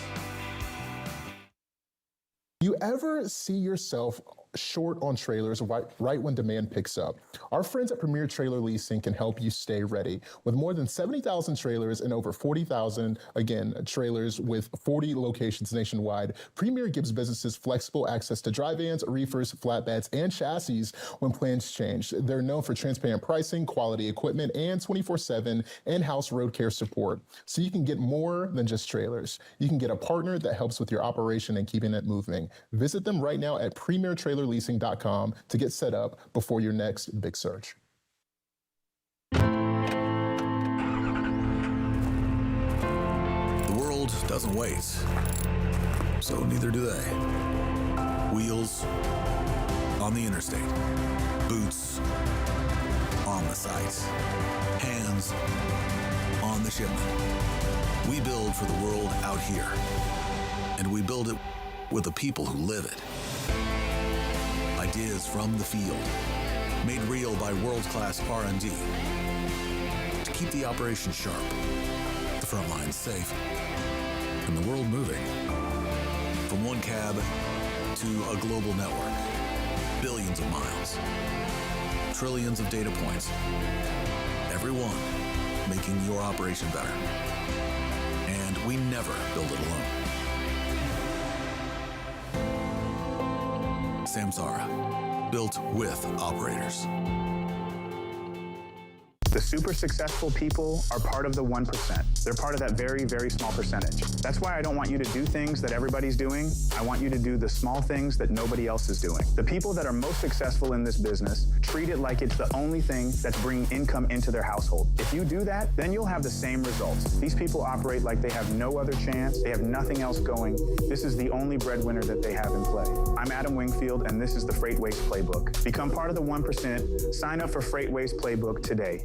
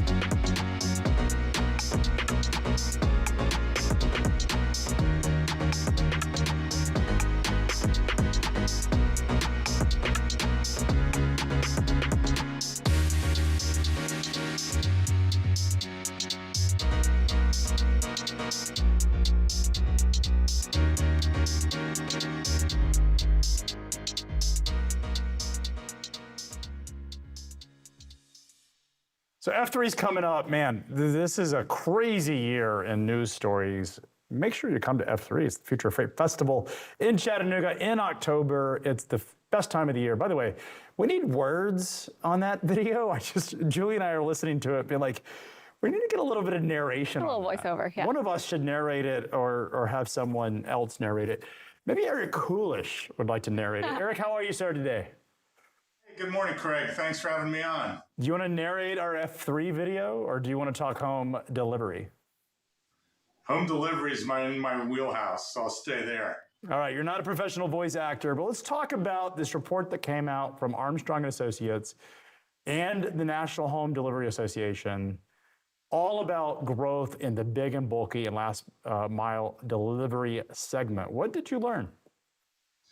Well, it's interesting, as you know, last mile delivery, most people think of that for parcels and your home delivery for packages you get from Amazon and other retailers, and they drop it at your doorstep. But, there's this whole other market when you order bigger things like exercise equipment or furniture, and someone comes in a box truck and drops it off. And lots of times you don't want to deal with it because it's too heavy, so you have them bring it in the house, instead of dropping it at the curb, and then they install it. So that market's been growing a lot, especially since COVID. It really took off, and but then it's slowed down some since then. But so Armstrong and Associates did some survey and work and research, and they basically saw that the growth rate for the market was a little over 10% over the last 8 years or so. But now, between last year and 2027, they say the market's going to grow at about a 5% clip. So it's kind of slowing by half, and they attribute a lot of that to the housing market, that, home sales have slowed, especially for existing homes, because mortgage rates are high, and people who, like you and me, who might have lower, bought homes a while ago with really low interest rates, might not want to trade to another house and get an interest rate that's 6 or 7%. And then, of course, the housing market's so expensive right now, so a lot of people are staying put, and that's just spurring a little less home turnover, spurring less ordering of furniture and things to upgrade homes that you've moved into. So that was kind of the big initial takeaway. Yeah, I've got some real estate on the market right now, and just talking to the agents as just the general state of it, it's just not. It's not the same market. We hear that from folks in terms of that are in real estate, just how soft housing is. And it's not a surprise that last mile would be slow, and the forecast would drop simply because of it. Yeah, and then people are squeezed a little bit with discretionary spending. Last year with the tariffs and so forth, a lot of the appliances are made of steel and other things that are hit by tariffs. But a lot of those costs have kind of normalized. So, the big thing's kind of this kind of home housing market influence on the last mile delivery sector and e-commerce. Yeah. There's an interesting, we won't have time to get into it today, but there is a full SONAR Sitrep on the weak housing market and that impact that it has on freight overall. And it touches on a lot of the things that Eric was talking about. Regarding housing starts and new housing starts, and that there are more multifamily housing starts actually happening than single family housing starts, and then how that affects the flatbed market. And as you see, flatbed is strong, but you can also see that it still follows the same. Yeah. It tends to follow a single family home starts. Did you get a sense, because I always heard the number 20% of the trucking market is directly related to housing. Is there any certainly observations?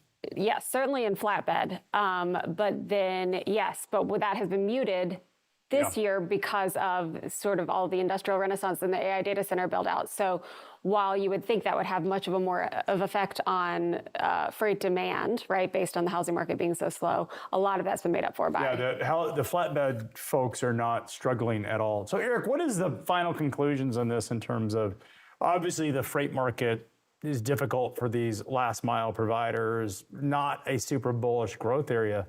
What is the takeaway from here? Yeah, I mean, the competition is really fierce. A lot of companies have moved into this space over the last, 5 to 10 years. And so there's, heavy competition, and, it's hard to differentiate yourself with more specialized, value added services. So, the report said basically it comes down to the people who are going to win. It's going to come down to execution, not new fancy, services that you provide. So, and that means you need more AI-driven technology that'll help you increase your efficiency and, provide that execution level with, route optimization, predictive ETA, computer vision, damage assessments and so forth. So, and then there's potentially going to be some consolidation in the sector, they predict, because it's expensive, especially in more rural or suburban areas, to provide this last mile service. So, getting some scale or a broader national footprint helps your economics. Real quick, Eric. Go ahead, Julie. Do you have something? I was going to say, how are you seeing this reflected in earnings of final mile companies like J.B. Hunt and others that have segments that do this final mile? It's a small segment. It's a small segment of a lot of these LTL and truckload carriers. So I don't really have the breakout. It's a small niche portion of their business, but important. So, Eric, real quick, non-domiciled CDL drivers, my understanding is that some of these, particularly smaller vehicle types, straight trucks, et cetera, is attractive to non-doms who have been put out of market. Is that showing up in any of the data that you read about? I don't have any specific numbers, but that is a concern among members of the industry that, the regulatory crackdown, just as in all other segments of the trucking market, is, shrinking the driver pool. Labor availability is a big concern going forward for these last mile, big and bulky providers. So, I don't have specific numbers on the pressure, but it is there. Well, Eric, thank you so much for coming in. Unfortunately, this is a crazy news day, probably the biggest story to hit our news wires in forever. Stay with us. We're going to get into what this C.H. Robinson lawsuit is all about, or the settlement, not even lawsuit, this massive nuclear verdict, one of the biggest, if not the biggest in trucking history from a legit operator. We're going to hear from John Casey, the reporter on that story, right after these messages. Stay with us.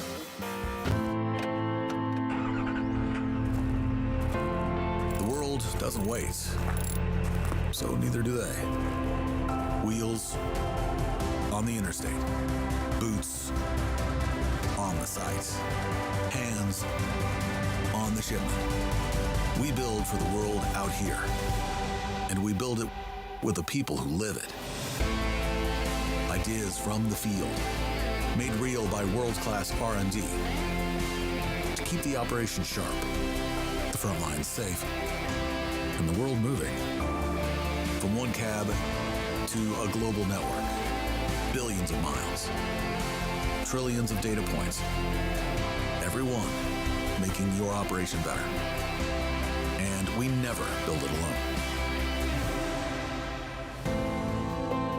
Samsara, built with operators.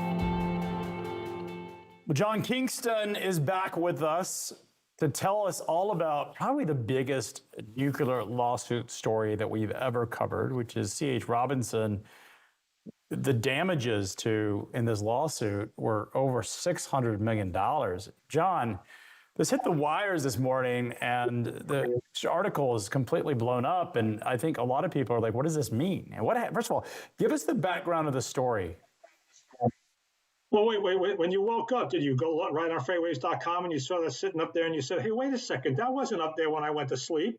No, John, I didn't even know about it. I think it was at 9 a.m. when I was alerted to it. I don't remember where I first saw it. I didn't even know we had reported it because I was involved in something else. I will tell you that I was alerted to it about 7:30 last night. Okay, so I didn't know about it until 9. I have no idea about it. But it's been something that we have been covering. Tell us about the background. Well, so this is, as far as we can tell, the second biggest nuclear verdict, but it's the first one that I don't count the $900 million one in Florida where the dude didn't even show up. Let's put that one aside. Right, against Go. So this is $600 million against somebody who's collectible. Of course, part of the blame was attributed by the jury to the driver who was killed in the accident. The other was to this Lupus Superior, who is a very legitimate carrier. You got to wonder if they can withstand, survive.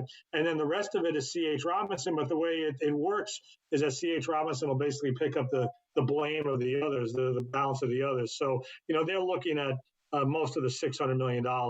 Obviously, they're going to appeal. The judgment has not been affirmed yet by the judge, the Dallas County Court judge. Remember, the Werner case was appealed through the Texas Supreme Court, and that was thrown out. That was also pretty high, so you really wonder whether that would would be the case here. I mean, I think for the brokerage industry, there's three very scary things from it. One is the sheer size of the verdict. And that's not just scary to the brokerage industry. That'd be scary to carriers and everybody, number one. Number two, this is the first time that you've had a big story like that, big verdict like this, where a company could not pull out the Federal Aviation Administration Authorization Act defense, because that's what went down in Montgomery. And the third is the finding, and I really wonder if this will hold, that the driver in the case, who was an employee of the carrier, Lupus Superior, was in fact an employee of C.H. Robinson. So this has to do really with kind of like, I hate to say independent contractor status, because nobody was an independent contractor here, but it sort of gets into the whole question of control. And so this is a whole other issue. I don't know that that's going to stand. That one just seems like a real reach on the part of a jury. Yeah, but, I mean, this is obviously going to, I mean, it's going to get appealed. You know, we're going to at some point end up with an appeal, and then maybe another appeal. Like, this whole thing is going to go through an appeal process. Whether the appeal court will hear it, I think, is a big question. C.H. Robinson certainly this is not any near-term risk to the business. You know, they are in this shared fault environment. They're 23% at fault, according to the jury. But as I have been told by folks, you know, Matt Leffler, who's the armchair attorney, he's a transportation lawyer, has told me that the problem that you end up with shared fault states, even if you're 1%, the fact is that what will happen is the other parties, one is dead, he's the driver, he was predominantly at fault. The motor carrier is not going to make it. The guy has 50 trucks. I mean, even when we were at US Express, we had a $100 million lawsuit. That was what, at the time, that was the insurance limits. There's no way that this carrier is carrying it, and I don't know what the insurance limits are, and I hate to speculate on things we don't know, but there's no way. I can almost assuredly say that this carrier does not have more than a couple $1 million of insurance at most. It's going to be really C.H. Robinson that if this thing doesn't get thrown out on appeal or reduced on appeal, is going to pick up the majority of it. At least their insurance company will. Yeah, and there's almost no chance that at this point they're going to try for a settlement. It's just too big. You know, you can't help but think about the Werner case. And you don't know. I don't know this for a fact. Okay, Werner never said this, but you got to think that somewhere along the line they probably tried to settle, and the plaintiffs got real kind of, I hate to use the word greedy, but we'll say greedy. They thought they were going to get a big payout, and of course they ended up getting nothing. But it's too big. The issues here are too gigantic for C.H. Robinson to walk away from this in any kind of settlement, unless the settlement is that's some ridiculous. You mean C.H. Robinson or the plaintiff's attorneys to walk away? For C.H. Robinson, when I say walk away, I kind of mean, all right, let's settle this thing for $400 million. That's not going to happen. I mean, I understood, there was a report this morning that their insurance limits are $130 million per incident. You don't think that the insurance company would, or C.H. Robinson, say, let's settle at the $130 million? You know, I don't know. It's crazy for me to speculate, but from the people I spoke to last night, I get the sense that they really view this as, I hate to say existential, because as you said, they're not going out of business, but that the precedence here is so potentially damaging, and we're so early into the post-Montgomery world that you really don't want to give up any fights at this point. Who else is going to be in position to negotiate or to carry through big legal procedures that set new precedents in a post-Montgomery world? You know, C.H. Robinson, Echo Global, whatever. You know, no, I mean, look, I made this argument on X that if C.H. Robinson, with arguably the best paid you would think, I'm making this a stretch assessment, but the amount of money that they spend on legal dealing with these types of cases and have unlimited resources relative to the rest of the competitors, if they ended up getting subject to this, you can only imagine what this looks like for a mid-sized broker that's a $100 million broker. Because now they can't, the kinds of legal bills, and we're not even talking about the $600 million issue, we're talking about the amount of money it takes when you go to trial of this kind of magnitude. You're talking tens of millions of dollars potentially. Yeah. Well, I mean, I just think what's interesting is that the Montgomery decision came down very early May. It was like May 1st, May 2nd. We're not even out of July. No. Right? And we talked about it on FreightWaves today, is the fact that every broker, the day after, the rules have changed. And it's not the lawsuits going forward. You know, brokers, some of them have created new safety policies, C.H. Robinson included, changed their entire, got rid of a lot of motor carriers. It's the fact that there are over 6,000 lawsuits currently in the court system. At least a third of those, just statistically, would have a broker of record. Those lawsuits are getting amended. That's perhaps one of the big risks. Terrified. I think one of the other big issues here, I'm sorry, did you? No, go ahead, John. One of the other big issues here is that right in the Supreme Court, when the oral arguments were made in Montgomery, it was one of the arguments that was made by the brokerage industry, which the lawyers are pretty much paid for by C.H. Robinson, was no broker, not even a C.H. Robinson, can go out and re-vet every single carrier out there, and that if you're looking at a carrier with a satisfactory rating, as this company had before the accident and after the accident, we need to be able to say, okay, we're going to rely on that to some degree. That should be a defense of ours. Well, they had a ×2 satisfactory rating, and it made no difference at all to the jury. So that fear that was raised in the oral arguments and also, in briefs, et cetera, leading up to the Montgomery decision just happened. It really happened. It's not theory anymore. So John, they had a kind of a... Yeah, what compelled the jury if, a lot of brokers have argued over the last couple of months that if the carrier is satisfactory, and that is the information that the broker has, that the government is saying, the FMCSA in their records is saying that carrier has a satisfactory rating. What did the jury decide that that C.H. Robinson did, or that was so negligent in hiring him? Well, I don't know, but let's remember, I think a key factor here in this case is that the driver died. Okay, so we have absolutely no idea what happened to him. Did he have a medical incident? He had been complaining earlier about not feeling well, or was he on his phone, or did he take drugs, or whatever? And so the jury probably was in a position to let its imagination run wild. So it would seem to me if the guy survived and was able to show later that he had some medical emergency, I wonder if that's going to result in a $600 million verdict, as opposed to somebody who said, well, I was smoking marijuana at the time. I hate to denigrate this guy. He's dead. John, okay. Were there not records of any of that? I mean, and maybe they're sealed in the court case of did he just never touch the brakes? Where there's not an onboard recording device? Nothing that I heard. I took a look over. Some of C.H. Obviously, we weren't there in the courtroom for the testimony, but some of C.H. Robinson's arguments were in its motion to dismiss, which was obviously didn't happen. And I didn't see anything like that. I just think truly nobody really knows what happened here. And no, I don't think there's really any sign that he touched the brakes. That he just plowed right in there. Unfortunately, accidents happen every single day across the country, particularly fatal accidents with trucks. 5,000 people have died through heavy-duty trucks over the past year. These numbers are absolutely astounding. Plaintiffs' attorneys are just salivating at the opportunity to get one of these very large brokers into their courtroom because they know that these settlements.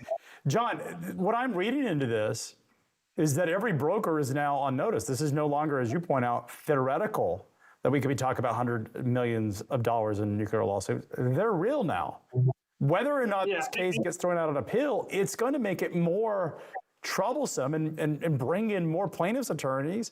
Because even if this gets reduced, or even if it gets settled, the fact is that the attorney responsible for winning this case is going to be able to parade that to every single plaintiff from this point out. And every plaintiff's attorney in the country is going to use this as the case to convince people to go all the way.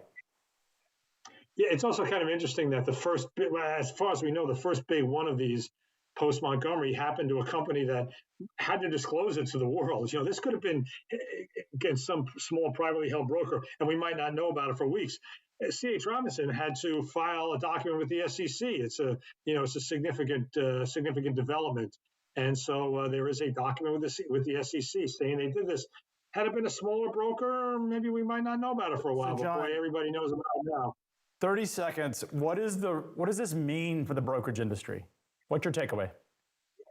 It really dried on very quickly the issues that are going to be involved in a post-Montgomery world. The lawyers are going to have to find a whole new set of defenses I mentioned in the story, and we wrote about it a few weeks ago, this Home Depot case where they tried to say a shipper was negligent or shipper was partly liable for an accident. Court said no. The whole idea of being, how many steps away from the actual accident you are as a defense. So look for that. And the Home Depot case was in Texas. So look for that Home Depot defense, we'll call it that for lack of a better term at this point, to very possibly become something that gets used a lot.